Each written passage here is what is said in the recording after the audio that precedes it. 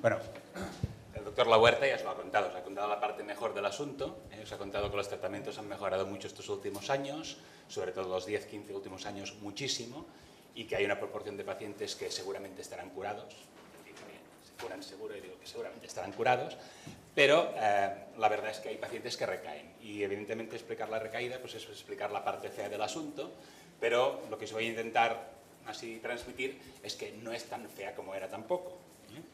La verdad es que el tratamiento de la recaída es... ¿sí? Con esto. Espera. Ahora. Para explicaros el tratamiento de la recaída, la verdad es que el tratamiento de la recaída ha cambiado mucho y yo, pues, un poco para entender cómo hemos hecho las cosas y cómo las estamos haciendo ahora y cómo pretendemos hacerlas, creo que vale la pena irse un poquillo para atrás, ¿no? Hacer un poquillo de historia y explicar, pues, qué fármacos tenemos para el mieloma, básicamente. Los dos primeros, Melphalan, la dexametasona, estos seguro que os suenan, pues son de los años 50-60 y pues como muy bien ha contado el doctor Lahuerta, pues durante 40 años es que no progresamos nada. Pero no progresamos nada porque teníamos estas dos cosas, ¿no? Lo que he puesto aquí, estos pimientos verdes y rojos, ¿no? Pues teníamos pimientos verdes, teníamos pimientos rojos y dábamos el uno o el otro, los dos combinados, o más del uno o más del otro, pero no teníamos mucho para avanzar y por eso la cosa no avanzaba, ¿no? La cosa cambia mucho pues, con el principio de este siglo, ¿no? Porque entonces apareció la talidomida en el año 99, bortezomib, lenalidomida. Talidomida y lenalidomida son de la misma familia de fármacos, estos que os he puesto aquí en naranja, los inmunomoduladores. Estos funcionan de una forma muy diferente a la quimioterapia convencional, ¿no? Y supuso un cambio importantísimo. Y bortezomib pues también, ¿no? Supongo que de aquí, los que sois pacientes, todos habéis hecho en algún momento Belcade o bortezomib, seguro, ¿no? Pues el bortezomib pues se encontró en el año 2002, pero a efectos prácticos lo empezamos a usar 2004-2005. O sea que tampoco es tan antiguo. Y el gran salto, y lo que no os voy a contar, porque os lo contará el doctor San Miguel luego, es este último par de años. Veis que hay 3 fármacos 1999-2002, que ya son más que los 2 que teníamos antes en 50 años, pero es que en este último par de años han aparecido muchos nuevos fármacos. Y quizá lo más importante es que han aparecido nuevos fármacos de la misma familia, como pomalidomida, que es de la familia de la lenalidomida, o carfilzomib, pixazomib, que son de la familia del bortezomib, pero también han aparecido cosas más nuevas y totalmente diferentes, ¿no? Con lo cual la perspectiva cambia muchísimo y realmente pues cuando uno habla del tratamiento de la recaída, pues habla de una cosa diferente cada 6 meses prácticamente. Pero os explicaré un poco cómo ha ido yendo la cosa. Teníamos estas 4 cositas, ¿no? Los alquilantes, los corticoides, los inmunomoduladores, el bortezomib, y básicamente qué es lo que hacíamos hace pues, 10-15 años. Pues los pacientes cuando se trataban con quimioterapia. Quimioterapia es básicamente la combinación de alquilantes y corticoides sobre todo, con trasplante, los mayores sin trasplante, y pues cuando recaían, pues antes de que existiera la talidomida, pues les teníamos que volver a dar lo mismo. Las cosas se acostumbraban a ir cada vez un poquito peor. Cuando apareció la talidomida, pues vimos un poco la luz y digo, bueno, pues los que recaigan porque la quimioterapia no les ha ido bien, les podemos dar talidomida, ¿no? Que es el pimiento este naranja que os he puesto aquí al lado.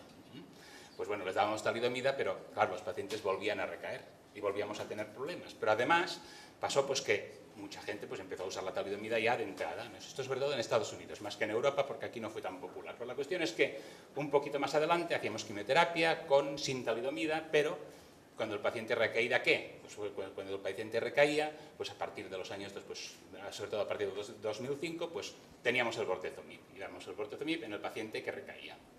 Perfecto, ya teníamos una solución para la recaída otra vez.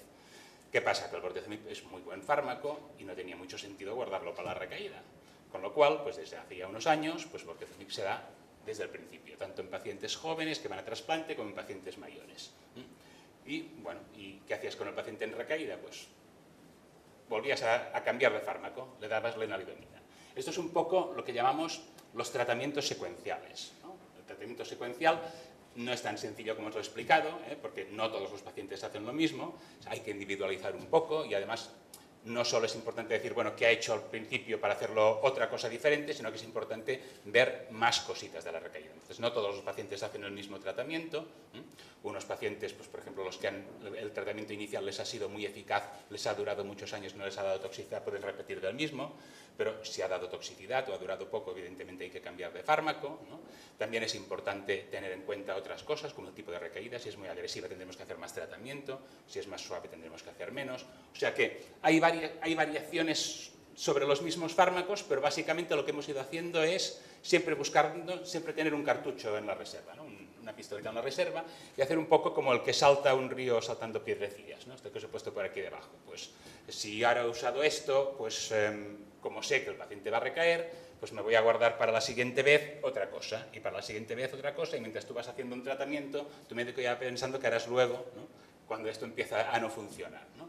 Y eso es un poco lo que hemos estado haciendo todos estos años, ¿no? Ir pensando siempre a qué piedra voy a saltar cuando esta ya no me sirva, hasta que, claro, evidentemente, pues el que ha pasado un río ya lo sabe, que a veces uno pues resbala y se cae al agua, o a veces uno pues se queda sin piedras a dónde ir y no puede acabar de cruzar el río, ¿no? Y eso es lo que, ¿no? Lo que hace que el mieloma pues sea todavía una enfermedad un poco puñetera, ¿no? La secuenciación de tratamientos, en definitiva, tampoco te da tantas opciones. Es lo que hemos estado haciendo estos 15 años porque no teníamos otra cosa, pero si os ponéis a pensar en lo que os he dicho ahora, básicamente es usar Revlimid, lenalidomida, con dexametasona, o usar bortezomib, el Belcade, con dexametasona. Y poquitas variaciones sobre esto, ¿no? Con lo cual, pues ya a todos se os ocurre, ¿no? ¿Cuánto tiempo puedo hacer durar esto de ir saltando, ir saltando, ir saltando? Pues bueno, pues hay pacientes pues, que llegan hasta el número 13, ¿no? Saltando de casilla en casilla y todavía se pueden dar la vuelta y hacer alguna casilla más de vuelta, pero hay pacientes que no, hay pacientes que enseguida, cuando estos dos fármacos empiezan a dar problemas, te quedas con muy pocas opciones, ¿no? O sea que la agresividad de la recaída, cómo ha ido la enfermedad, las secuelas de los tratamientos, las secuelas que va dejando la propia enfermedad, ¿no? Hay pacientes pues, que responden muy bien al tratamiento, pero quedan con insuficiencia renal porque la tenían al principio, o quedan con el que se ha roto una vértebra, o que se queda con la vértebra rota, ¿no? Aunque después el tratamiento le vaya muy bien. O sea que todas estas secuelas pues, van afectando los tratamientos posteriores, y sobre todo lo que más afecta a los tratamientos posteriores es que cuando uno hace un tratamiento que no cura, lo más normal es que la enfermedad se vaya haciendo resistente a ese tratamiento, y quizá ese tratamiento lo puedas volver a usar alguna otra vez, pero no muchas veces más, ¿no? Y eso es un poco la limitación de cuando uno trata pues, las recaídas. ¿En qué situación estamos ahora? Pues la situación, yo creo que la ha descrito muy bien Juanjo, ¿no? El doctor Lahuerta, y es que estamos mejorando mucho el tratamiento de primera línea. ¿Y cómo lo estamos mejorando? Pues haciéndolo más complejo. Lo que quiere decir que todos los fármacos que nos funcionan bien los vamos incorporando al tratamiento de primera línea, y en vez de tratar con 2 fármacos, tratamos con 3 o con 4, o hacemos inducción, hacemos trasplante, luego hacemos consolidación, luego hacemos mantenimiento. Quiere decir que el tratamiento de primera línea lo estamos mejorando mucho, pero lo estamos mejorando mucho a expensas ¿de qué? De usar todo lo que tenemos bueno, ¿no? Claro, no nos dejamos nada para luego. Ya no hacemos aquello de ahora lo voy a tratar con bortezomib porque así cuando recaiga voy a tener la lenalidomida. No, damos bortezomib y lenalidomida de entrada, todo junto, porque vemos que nos va mejor. Pero claro, ¿y eso? Luego, ¿qué pasa cuando uno recae igualmente? ¿No? Porque habrá el paciente que no recaerá, o que recaerá muy tarde y que todo esto le va a ir muy bien, pero habrá el paciente que recaerá igualmente. Entonces, ¿qué le vamos a hacer a este? ¿No? O sea, ¿qué nos ha pasado? Pues que los tratamientos de segunda línea, los tratamientos que hacemos para la recaída, van quedando un poco cortos. Van quedando un poco cortos porque el tratamiento inicial mejora mucho. Entonces, si el tratamiento inicial mejora mucho, esto va muy bien para el paciente que no va a recaer, que ya veis que cada vez son más. Pero claro, habrá todavía una mayoría de pacientes que recaerán. Y si recaen muy tarde, pues lo que os he contado antes, pueden hacer otra vez el mismo tratamiento. Pero si este tratamiento fue algo tóxico, igual ya no pueden hacer el mismo. Y luego habrá los pacientes que tengan mielomas agresivos, que los hay. Hay pacientes con mielomas muy, muy malos. O sea, no malos como el mieloma, sino un poquito más malos. Que estos pacientes, a pesar de hacer un tratamiento muy, muy bueno, recaen, y a veces recaen pronto.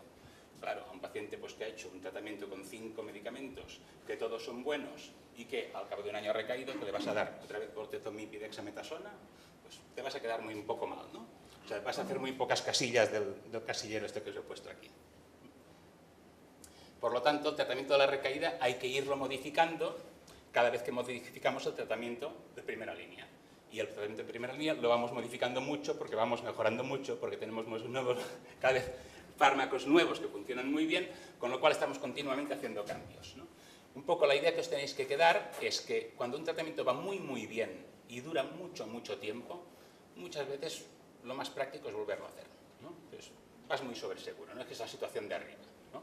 Cuando retratas a un paciente con lo mismo que había hecho antes, pues por ejemplo el paciente que se trasplanta, pasan 10, 15 años, todavía es joven como para volverse a trasplantar y puede volver a hacer el mismo tratamiento que hizo al principio y otro trasplante, ¿no? Y no sé si habrá aquí alguno que haya hecho 2 trasplantes, pero es fácil, ¿eh? ¿Ves? esto va bien. ¿Qué es lo que ya no nos sirve tanto? El paciente que no ha ido tan bien y que lo tienes que volver a tratar o con Revlimid o con bortezomib. Aquí la cosa se nos queda un poco corta, incluso en el paciente que le ha ido relativamente bien. Pero claro, piensas, si le voy a dar esto, no le va a ir mejor que lo que ya le he dado, y lo que ya le he dado ya le ha dejado de funcionar, ¿no?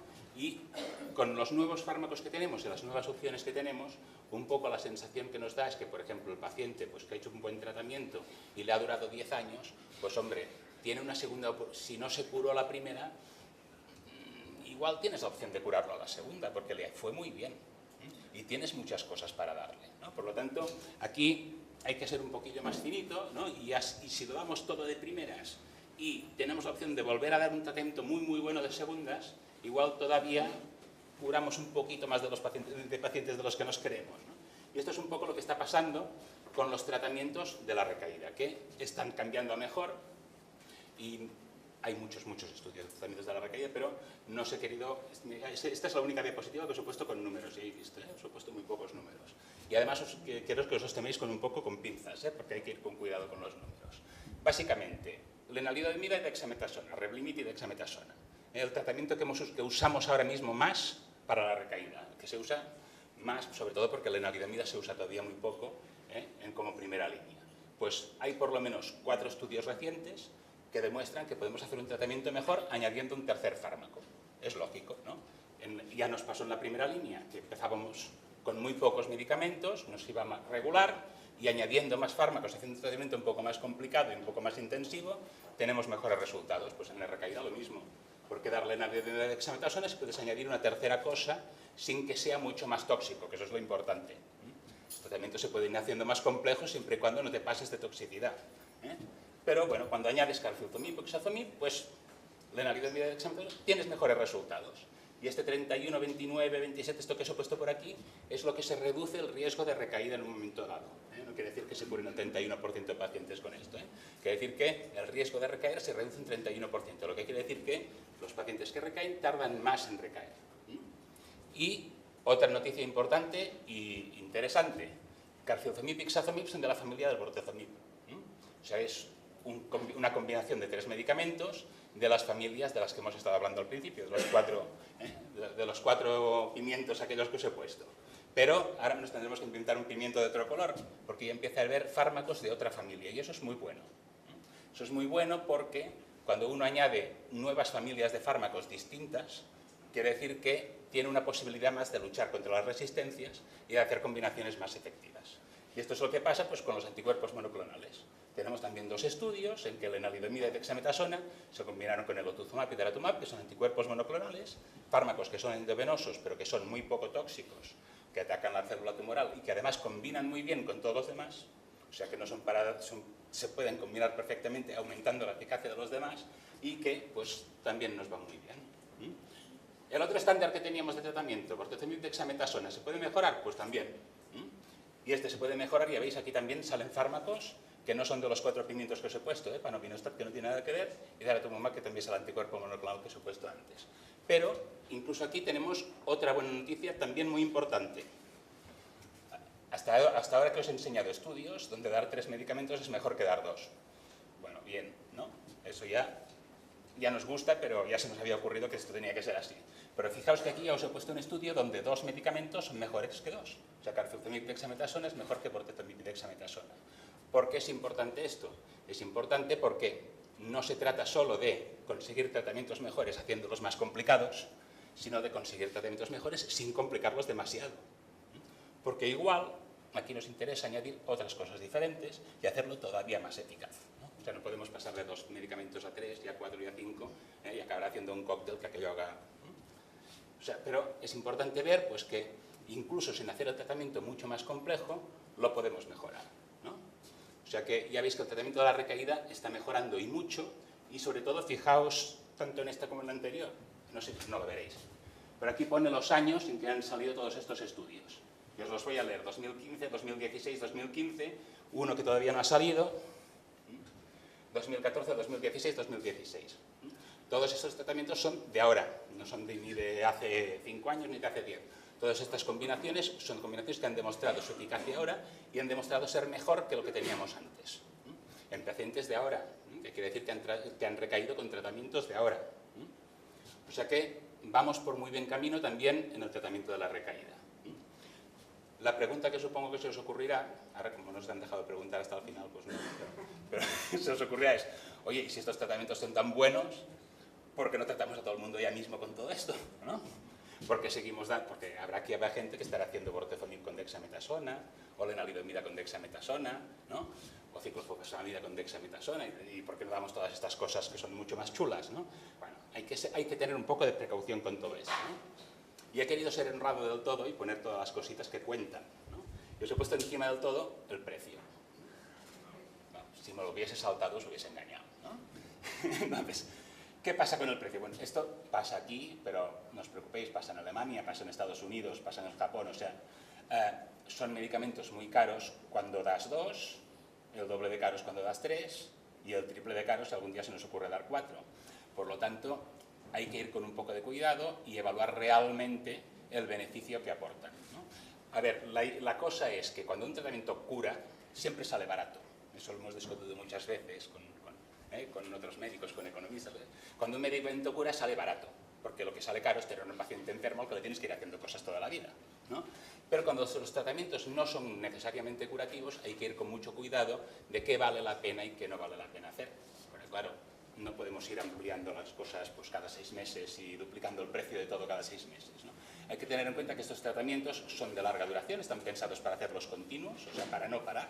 Todos estos que os he puesto antes son tratamientos que la idea es, uno empieza el tratamiento y a menos que de toxicidad ya no lo para. O sea, esto quiere decir que se dan durante mucho tiempo. De la mayoría de ellos, ya veis que están publicados 2005-2006. Son pacientes que, en el momento en que se publicaron, tenían un seguimiento entre 1 año, año y medio y 3-4 años. Lo que quiere decir que el impacto que tienen estos tratamientos a largo plazo todavía no lo sabemos, y con esto hay que tener precaución, no nos tenemos que precipitar mucho a hacer cositas nuevas. ¿Acabo? Venga, acabo enseguida. ¿Vale? O sea que tenemos que mirar un poco qué problemas pueden dar a largo plazo, esto es una cosa importante, y luego tenemos que mirar otras cositas un poco más estratégicas, porque yo he dicho, nos tenemos que olvidar de los tratamientos secuenciales, nos tenemos que olvidar de reservar tratamientos buenos para más tarde, porque los tenemos que hacer de entrada y así los pacientes recaen menos. Pero, por ejemplo, en situaciones de recaída, cuando vemos que un tratamiento de 3 fármacos pues, va mucho mejor que uno de 2, también tenemos que pensar, bueno, y si doy 2 primero y me espero a que recaiga y le doy 2 luego, igual voy mejor. Entonces, todas estas son cositas que antes de empezar a decir tratamiento nuevo, acaba de ser un tratamiento nuevo y ¡pam! Y nos ponemos a ello sin pensar mucho, hay que reflexionar un poco y ver qué tratamiento das, cuándo lo das, cómo lo das, ¿no? Y realmente si te aporta mucho a lo que tenías antes. Y naturalmente, pues lo de siempre, ¿no? Lo que nos ha pasado siempre con el tratamiento de la recaída. Si realmente con un seguimiento más largo y analizándolo a fondo y dándole un poquito de madurez al asunto, vemos que estos tratamientos son tan buenos, seguro que no los vamos a dar en la recaída dentro de unos años. Los vamos a dar en primera línea. Y de hecho, de todas estas combinaciones que os he puesto ahí, que han demostrado que son buenas para la recaída, ya están en ensayos clínicos en primera línea, como es natural, ¿no? Y entonces, si todo esto lo pasamos a primera línea, ¿qué le veremos a quien recaiga? Pues ya tenéis la solución. Hay que seguir investigando, trabajando, ¿eh? Esta es mi mesa, pero es falsa esta foto, ¿eh? Porque es los mismos papeles, pero desordenados. O sea, sin pila. Aquí están todos muy bien puestos, ¿no? Lo normal es que no estén así, que estén todos por ahí tirados, ¿no? Os he puesto aquí un chiste que igual no lo leéis, que está en inglés, pero bueno, que está un señor en una cama y una rata de laboratorio, ¿no? Y la rata de laboratorio dice, a mí me dan el alta hoy porque me han dado un nuevo fármaco milagroso que me lo ha arreglado, pero para que lo ensayen en humanos todavía pasaron un par de años, ¿no? Entonces se queda el hombre en la cama y es un poco la realidad, ¿no? Pero hay que tener un poquillo de paciencia, ¿no? Porque lo que no podemos hacer es pifiarla, ¿no? Entonces las cositas requieren su poquito de tiempo, tenemos muchos fármacos nuevos, todos son muy recientes y hay que ir con un poco de cuidado de decir, bueno, ahora cuál doy, cuál es el que me va a dar menos problemas, de cuál me fío más, ¿no? Y de cuál me fío más sobre todo a largo plazo, porque a corto plazo todos parece que funcionan muy bien, ¿no? Y en resumen es esto, ¿no? Como ya os lo he resumido un poco, sobre todo pensar eso, que los tratamientos de la recaída cambian mucho porque todo lo que es bueno para la recaída acaba siendo primera línea. Y la idea es que recaigáis cada vez menos, ¿no? Y entonces estos tratamientos se hagan cada vez en menos gente, ¿no? Y ya está. Y pensar, pues eso, que siempre, pues nosotros siempre hablamos el doctor Lauber os ha sacado un montón de ensayos clínicos, ¿no? Y ahí realmente, pues, contáis mucho vosotros. Tenemos las herramientas para ir mejorando, pero lo principal es, pues, vuestra colaboración. Estáis haciendo mucho, ¿no? Tragándoos todo lo que os dan los médicos para tragar, ¿no? Que son muchas pastillas, ¿no?